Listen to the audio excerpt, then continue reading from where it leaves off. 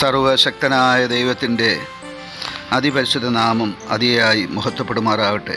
കർത്താവിൽ പ്രിയരെ, നിങ്ങൾക്കേവർക്കും ജീസസ് വോയിസ് മെസ്സേജ് എന്ന പ്രഭാത ദൈവവചന ധ്യാന ശുശ്രൂഷയിലേക്ക് സ്നേഹത്തോടെ സ്വാഗതം. അല്പസമയ ധ്യാനത്തിന് ഒരു ചെറിയ വേദഭാഗം വായിക്കുന്നു. യെശയ്യാ പ്രവാചകൻ്റെ പുസ്തകം അധ്യായം 40, 29 മുതൽ 31 വരെ. ദൈവം ക്ഷീണിച്ചിരിക്കുന്നവന് ശക്തി നൽകുന്നു, ബലമില്ലാത്തവന് ബലം വർദ്ധിപ്പിക്കുന്നു. ബാല്യക്കാർ ക്ഷീണിച്ച് തളർന്നു പോകും, യൗവനക്കാരും ഇടറി വീഴും. എങ്കിലും യഹോവയെ കാത്തിരിക്കുന്നവർ ശക്തിയെ പുതുക്കും. അവർ കഴുകന്മാരെ പോലെ ചിറകടിച്ച് കയറും. അവർ തളർന്നു പോകാതെ ഓടുകയും ക്ഷീണിച്ചു പോകാതെ നടക്കുകയും ചെയ്യും.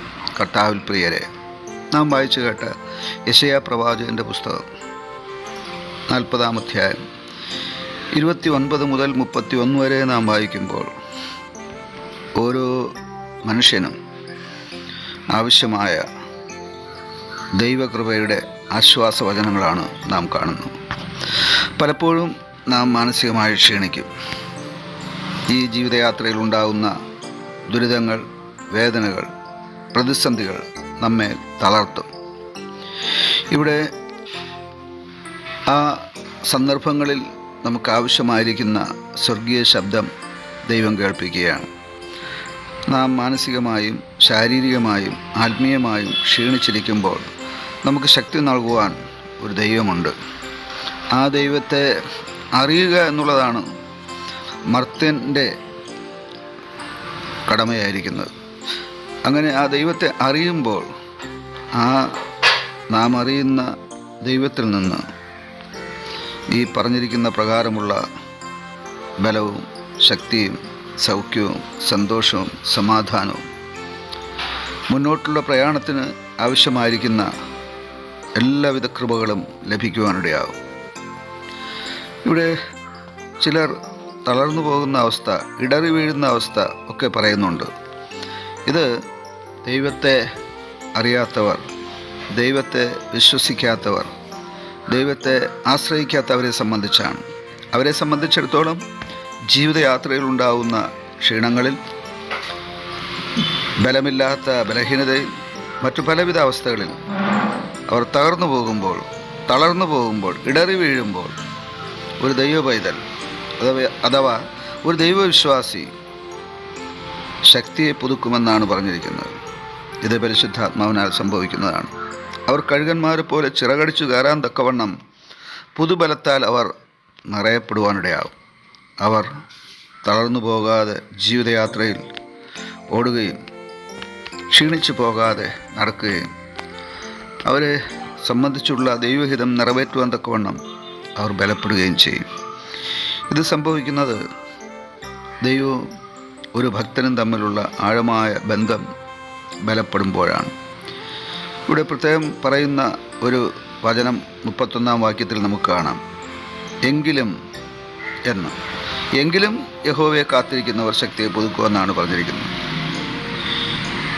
മറ്റനേകർ ഇടറുമ്പോൾ, മറ്റനേകർ വീഴുമ്പോൾ, ശക്തി ക്ഷയിച്ചു പോകുമ്പോൾ, തളർന്നു പോകുമ്പോൾ, എങ്കിലും അഥവാ ദൈവത്തെ കാത്തിരിക്കുന്നവർ എന്നാണ് അടുത്ത ഭാഗം. ഒരു വിഭാഗം പേർ മാനസികമായും ശാരീരികമായും ആത്മീയമായും തളർന്നും ക്ഷീണിച്ചും വീണും പോകുമ്പോൾ, ഇതാ ദൈവത്തെ കാത്തിരിക്കുന്ന, ദൈവത്തിൽ വിശ്വസിക്കുന്ന, ദൈവത്തെ പ്രാർത്ഥിക്കുന്ന, ദൈവത്തെ ആരാധിക്കുന്ന, ദൈവത്തിൽ ശരണപ്പെടുന്ന ഒരു വിഭാഗം, അവരെക്കുറിച്ച് എഴുതിയിരിക്കുന്നു. അവർ ശക്തിയെ പുതുക്കും, അവർ ബലപ്പെടും, അവർ തളർന്നു പോകുകയില്ല, ക്ഷീണിച്ചു പോകുകയില്ല. ജീവിതയാത്ര മടുത്തും മുഷിഞ്ഞും പോകാതെ അവർ പൂർത്തീകരിക്കുവാനിടയാകും.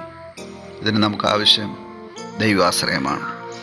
ദൈവത്തിനായി പ്രാർത്ഥനയിൽ കാത്തിരിക്കുന്ന അനുഭവം, ആരാധനയിൽ കാത്തിരിക്കുന്ന അനുഭവം, തിരുവചനം പാരായണം ചെയ്യുകയും അതിൽ ദൈവം പറഞ്ഞിരിക്കുന്ന വാഗ്ദത്തങ്ങൾ നമ്മുടേതായി അംഗീകരിക്കുകയും കൈക്കൊള്ളുകയും ചെയ്യുന്ന അനുഭവം. അങ്ങനെയാവുമ്പോൾ ആ വാഗ്ദത്തങ്ങൾ നമ്മുടെ സ്വന്തമായി തീരുവാനിടയാകും. ഇന്ന് പോൽക്കാലം ഈ തിരുവചനം ശ്രവിക്കുന്നവരിൽ ആരാണ് ക്ഷീണിച്ചിരിക്കുന്നത്, ബലഹീനരായിരിക്കുന്നത്, തളർന്നു പോയിരിക്കുന്നത്?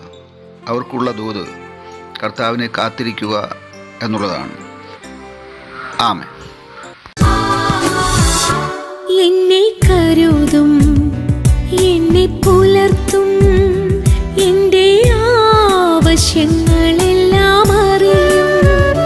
ദുഃഖനാളിൽ കൈവിടാതെ തൻ്റെ ചിറകിൻ നിഴലിൽ മറയ്ക്കും. എന്നെ കരുതും, എന്നെ പുലർത്തും, എൻ്റെ ആവശ്യങ്ങളെല്ലാം